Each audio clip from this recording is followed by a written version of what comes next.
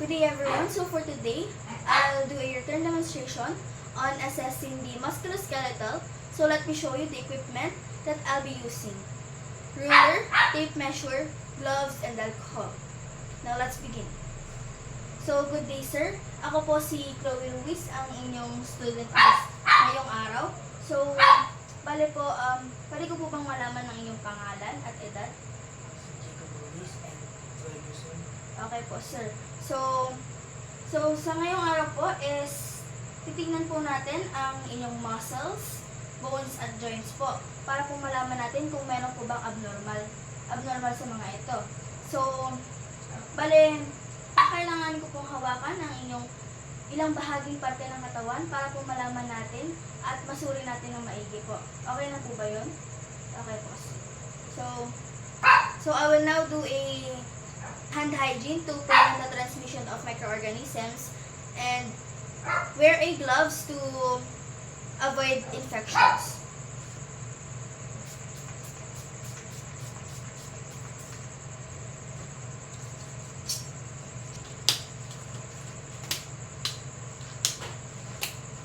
So I will now close the curtain to provide privacy.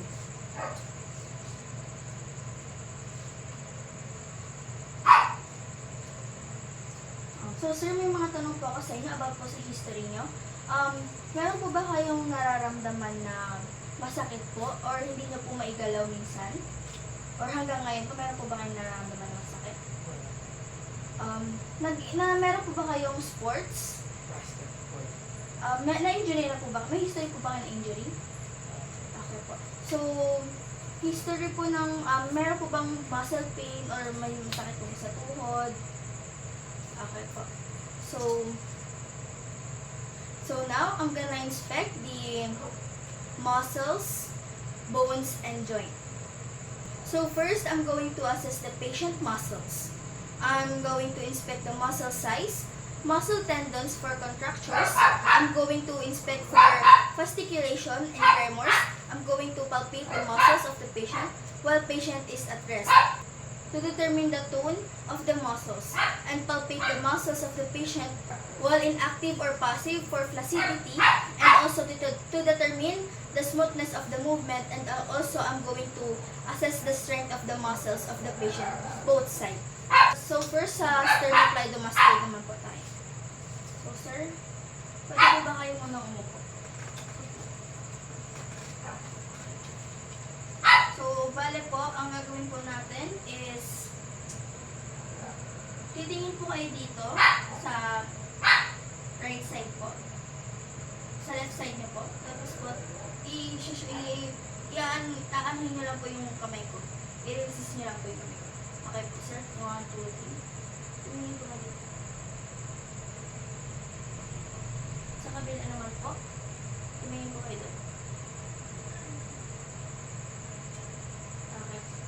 So, next naman po sa trapezius naman po tayo. So, isi-short nyo lang po, iaangat nyo lang po yung braso nyo. Iaangat nyo lang po ito yung balikat. Okay po. So, sir, resist nyo. Masakit po ba? Wala po kayo nararamdaman. Sa deltoid naman po tayo. Next, iaangat nyo lang po yung okay po. Sige po, iaangat nyo po. Iaangat nyo po. Okay. So, next naman po sa biceps and triceps naman po. Diyan po muna tayo. So, sir, iaano niyo po, igaganon niyo po, tapos po pipigil lang po. Sabi ko, masakit po ba? Okay po. So, next naman po, iaano niyo po, ibabagsak niyo naman po, pipigil lang po. Okay po, bagsak.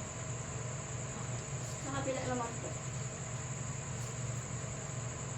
Iaano niyo po, tapos pipigil lang po. Okay. So now I'm gonna inspect the muscle fasciculation and tremors. So taas niyo po yung kamay niyo, pantay po. Taas niyo muna po yung kamay niyo. Kabila po. Balik na rin niyo na po. Okay.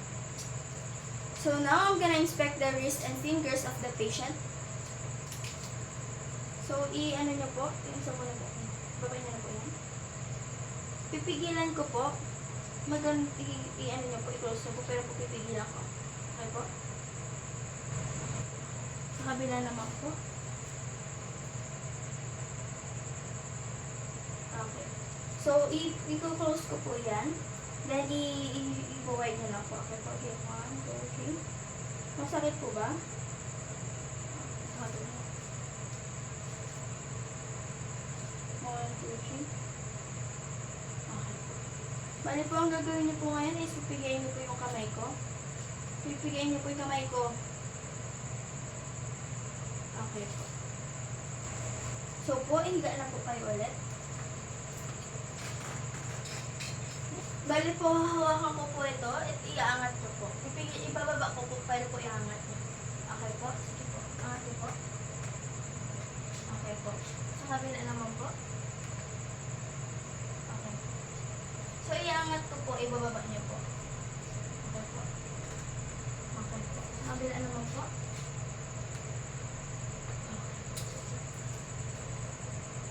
Next step, check the hip abduction and hip adduction. Bali po, isasara ko po, ibubukas niyo po. Okay po, ibukas niyo po. Okay. Bali po, isasara niyo po, ano. Okay po. Okay po. Next, inspect the hamstring naman po. So, ang bali po, ano niyo po, igaganyan niyo po yung ano niyo, pero po ipihila, ayan. Okay po, pipigil lang po. Sige po. Okay. Sa kabila naman po.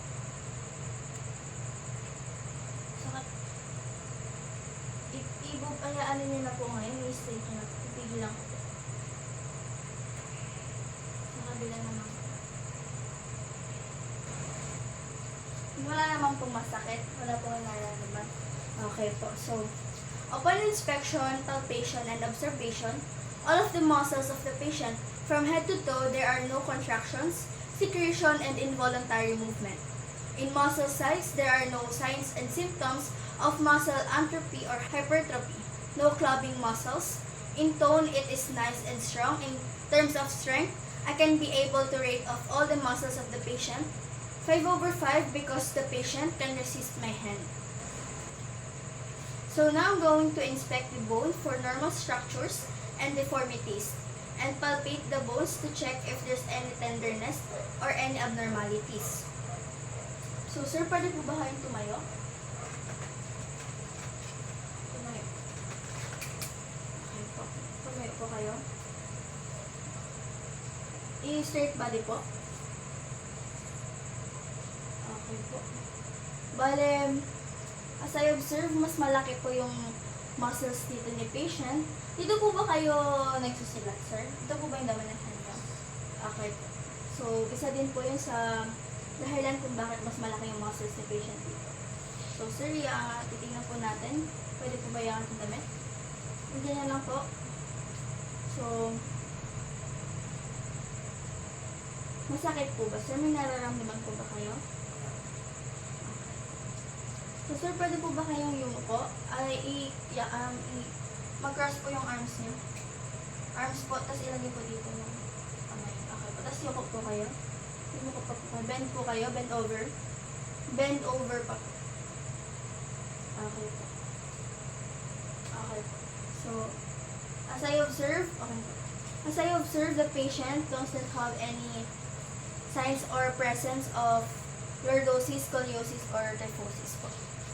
So, sir, wait lang po. So, sir, pwede na po kayong umupo. Tingnan po natin yung kamay niyo po. Muna. Ingat niyo po yung kamay niyo. May masakit po ba?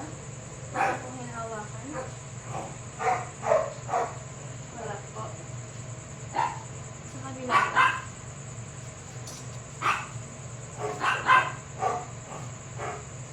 Sa masakit po? Wala. Sa paa naman po. Tingnan po natin. Dito po, masakit po ba? Dito po? Wala. Sa kabila po. Okay. Wala na po. So, upon the inspection on the bones of the patient, there are no signs of tenderness, edema, or bone loss. Now, let's proceed to the inspecting the joint.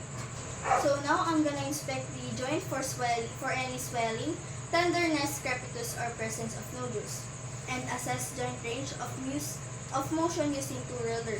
So I don't have any extra rulers, so I'm gonna provide something straight. So first tayo po muna kay sir. So supraclavicular po muna tayo. So sir, taas po ay ibababa niyo po yung ulo niyo. 1, 2, 3. Okay po. So iangat niyo na po. Sa gilid. 1, 2, 3. Ayan po, dahan-dahan. Okay po. Ayan po. Sa kabila naman po. 1, 2, 3. Outback ko po. Okay po. Sa may brushing naman po, titignan po natin. Taas naman po. Tingnan po natin. Taas po, 1, 2, 3, dahan-dahan. Okay po, balik po po. Balik po, itataas niyo po yung kamay niyo. Kaya po. 1, 2, 3 po, dahan-dahan. Dahan-dahan po. Okay po, baba na po, dahan-dahan. Palikod naman po. Dahan-dahan po. Okay na po. Sa gilid naman po. Dahan-dahan po. Baba na po. Okay po. Sige, perfect po. Higa na po tayo.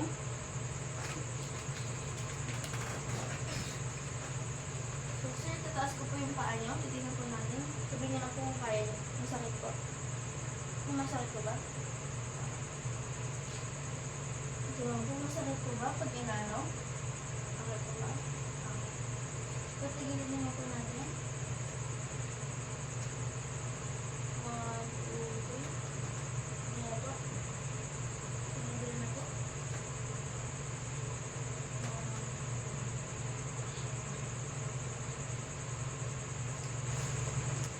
So, upon observing the joint, there are no any inability, no serious problem, no presence, or there's no can be seen that can affect his daily life.